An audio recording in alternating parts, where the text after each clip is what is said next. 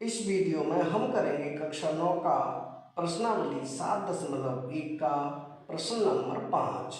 प्रश्न है, रेखा एल कोण ए को समद्विभाजित करती है।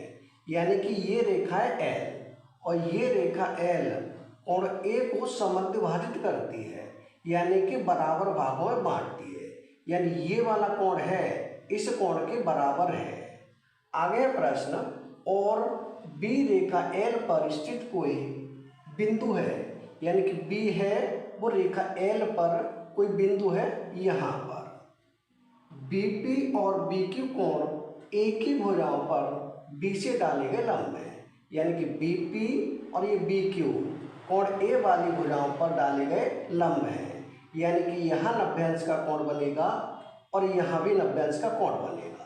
दर्शाइए कि, हमें दर्शाना है, पहले भाग में है त्रिभुज ए पी बी सर्वांगसम है त्रिभुज ए क्यू बी। यानी कि त्रिभुज ए पी बी ये वाला त्रिभुज सर्वांगसम होगा त्रिभुज ए क्यू बी के, इस त्रिभुज के सर्वांगसम होगा। ये हमें दिखाना है। तो यहाँ करते हैं इसका पहला भाग। तो पहले भाग में जिन त्रिभुजों को सर्वांगसम दिखाना होता है उन्हीं त्रिभुज को लिखते हैं।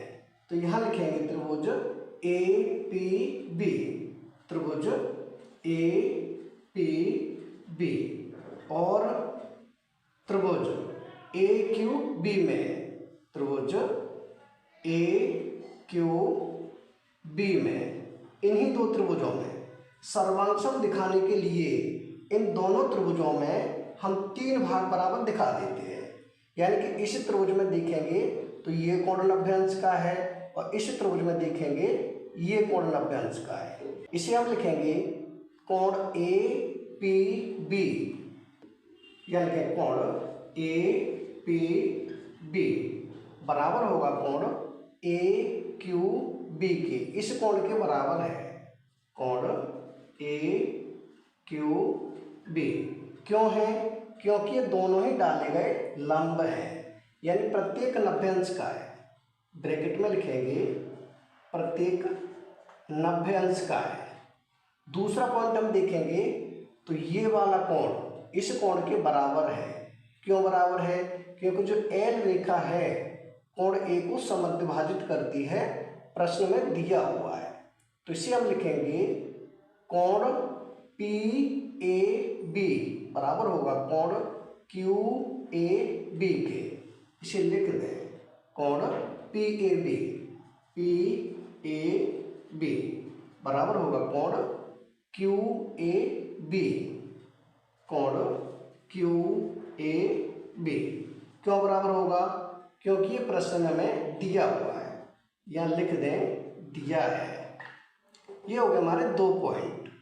अब तीसरा पॉइंट देखेंगे तो जो ए बी है दोनों में है तो ए बी हो जाएगी उभयनिष्ठ। यहाँ लिखेंगे ए बी बराबर है ए बी। क्यों है? क्योंकि ये कॉमन है, उभयनिष्ठ है। ब्रैकेट में लिख देंगे उभयनिष्ठ, यानी कि कॉमन है। अब हम दोनों त्रिभुजों में 3 भाग बराबर दिखा चुके हैं। अगर 3 भाग बराबर दिखा चुके हैं तो इसका मतलब दोनों त्रिभुज हो जाएंगे सर्वांगसम। कौन से नियम से होंगे? ये कोण है और भुजा है, यानी कि एंगल साइड से ये दोनों त्रिभुज हो जाएंगे सर्वांगसम। तो इसे लिख देंगे त्रिभुज ए पी बी सर्वांगसम होगा त्रिभुज ए क्यू बी के, त्रिभुज ए क्यू बी के। कौन से नियम से होगा? एंगल साइड से। ब्रैकेट में लिखेंगे एंगल साइड सर्वांग समता नियम द्वारा, यानी कि ए एस सर्वांग समता नियम द्वारा, यानी कि एंगल साइड सर्वांग समता नियम द्वारा दोनों त्रिभुज हो जाएंगे ये सर्वांगसम। ये हो जाएगा हमारा पहले भाग का उत्तर। दूसरे भाग में क्या है? बीपी बराबर बीक्यू है अर्थात बिंदु बी कोण की भुजाओं से समदूरस्थ है, यानी कि जो बी है इस भुजा से और इस भुजा से समान दूरी पर है, ये हमें दिखाना है। तो ये दोनों त्रिभुज हम सर्वांशम दिखा चुके हैं।